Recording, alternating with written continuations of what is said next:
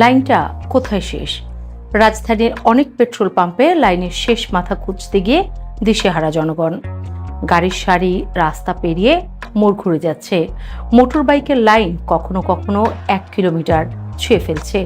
কোথাও পুলিশ মোতায়েন, কোথাও বিকেলের আগেই ঝুলছে তেল শেষ লেখা বোর্ড। এমন দৃশ্য দেখে স্বাভাবিকভাবেই মানুষের মনে প্রশ্ন, দেশে কি তেলের বড় সংকট শুরু হয়ে গেছে? পেট্রোল পাম্প কি বন্ধ হয়ে যাবে? চলুন আজকে তারই উত্তর খুঁজি। বাস্তবতা হলো না, দেশে তেল শেষ হয়ে যায়নি। তবে বাংলাদেশ তেল সংকটে পড়তে পারে, কারণ সংকট সবসময় মজুদের কারণে তৈরি হয় না। অনেক সময় সংকট তৈরি হয় ভয় থেকে।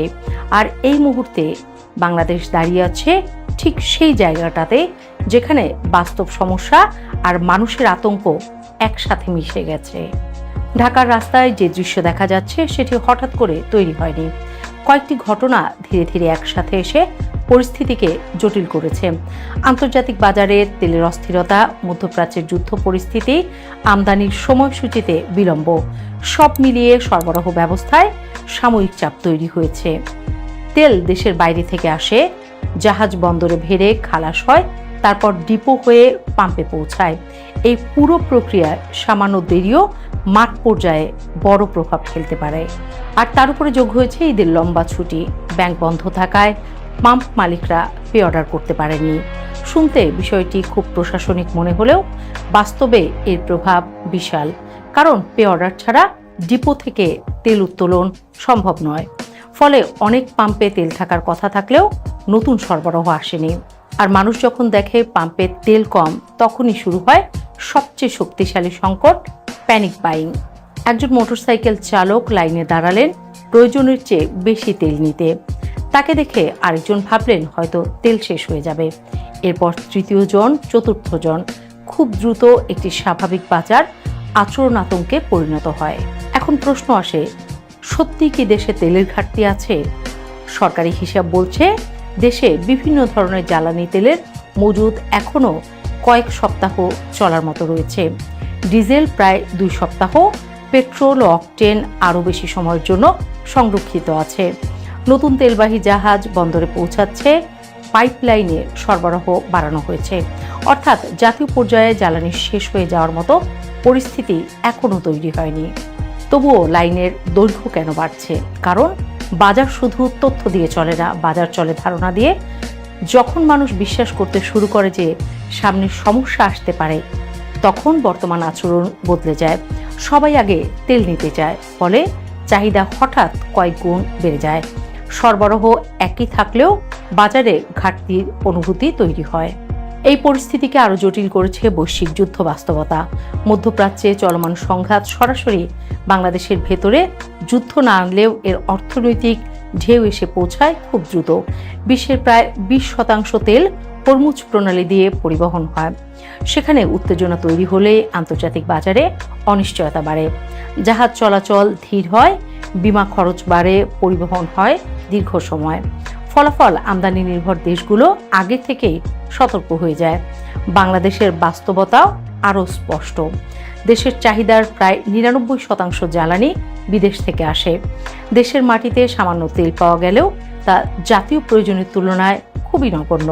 অর্থাৎ বিশ্ববাজারের সামান্য ঝাঁকুনিও সরাসরি আমাদের অর্থনীতিতে অনুভূত হয়। তবে এখানেই গুরুত্বপূর্ণ একটি বিষয় আছে। এই পরিস্থিতি ভয়াবহ সংকট নয়, বরং সরবরাহ ব্যবস্থার চাপ। পার্থক্যটা বোঝা জরুরি। সংকট মানে জ্বালানি নেই, আর বর্তমান পরিস্থিতি মানে জ্বালানি আছে কিন্তু সঠিক গতিতে পৌঁছাতে পারছে না। পাম্প মালিকদের বক্তব্য একই ইঙ্গিত দেয়। তারা বলছেন ডিপো থেকে যে পরিমাণ তেল পাওয়া যাচ্ছে তা বর্তমান অস্বাভাবিক চাহিদা পূরণের জন্য যথেষ্ট নয়। ফলে কোথাও তেল দ্রুত শেষ হয়ে যাচ্ছে, কোথাও বিক্রি সীমিত করা হচ্ছে। ফলে মানুষের মধ্যে সন্দেহ আরও বাড়ছে। এই সন্দেহই সবচেয়ে বড় সমস্যা হয়ে দাঁড়িয়েছে। লাইনে দাঁড়িয়ে ঘন্টার পর ঘন্টা অপেক্ষা করা মানুষ ক্লান্ত হয়ে পড়ছে, উত্তেজনা বাড়ছে, কোথাও কোথাও ঝগড়া পর্যন্ত হচ্ছে। ফলে নিরাপত্তা নিশ্চিত করতে পুলিশ মোতায়েন করতে হচ্ছে। এখানে একটি মনস্তাত্ত্বিক বিষয় কাজ করে। মানুষ যখন দেখে অন্যরা আতঙ্কিত, তখন নিজেরাও আতঙ্কিত হয়ে পড়ে। ফলে সংকট বাস্তবের চেয়ে বড় মনে হয়।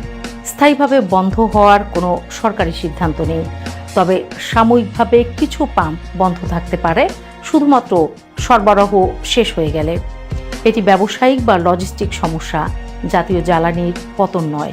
সরকার বলছে ব্যাংক খোলার পর সরবরাহ স্বাভাবিক হবে, নতুন চালান আসছে, বরাদ্দ বাড়ানো হচ্ছে, নজরদারি জোরদার করা হয়েছে যাতে কেউ কৃত্রিম সংকট তৈরি করতে না পারে। কিন্তু ভবিষ্যতের প্রশ্নটা থেকে যায়, যুদ্ধ যদি দীর্ঘ হয়, এখানেই আসল বাস্তবতা। যুদ্ধ সরাসরি বাংলাদেশে না হলেও এর অর্থনৈতিক প্রভাব বিশ্বব্যাপী ছড়িয়ে পড়ে। তেলের দাম বাড়লে পরিবহন খরচ বাড়ে, খাদ্যদ্রব্যের দাম বাড়ে, শিল্প উৎপাদন ব্যয় বাড়ে। শরীরের এক জায়গায় ফোড়া হলে যেমন সারা দেহে অস্বস্তি হয়, তেমনি বিশ্বের এক জায়গায় যুদ্ধ হলে সারা দুনিয়ায় প্রভাব পড়ে। তবে ভয় পাওয়ার জায়গা এখনো তৈরি হয়নি, কারণ বৈশ্বিক জ্বালানি বাজার আগের মতো একমুখী নয়। যুক্তরাষ্ট্র নিজেও বড় তেল উৎপাদক, বিকল্প সরবরাহ উৎস রয়েছে, আন্তর্জাতিক বাজার দ্রুত সমন্বয় করার চেষ্টা করে। সবচেয়ে বড় সত্য হলো বর্তমান লাইনের বড় অংশ বাস্তব সংকট নয়, বরং ভবিষ্যৎ নিয়ে অনিশ্চয়তার প্রতিক্রিয়া।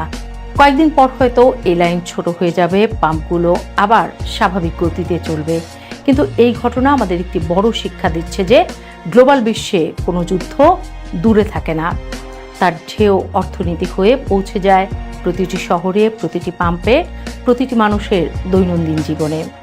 আর আজ ঢাকার পেট্রোল পাম্পের সামনে দাঁড়িয়ে থাকা লাইন যেন সেই কথাই মনে করিয়ে দিচ্ছে, বিশ্ব রাজনীতি কখনো শুধু মানচিত্রের গল্প নয়, একসময় তা পৌঁছে যায় আমাদের নিজস্ব রাস্তায়।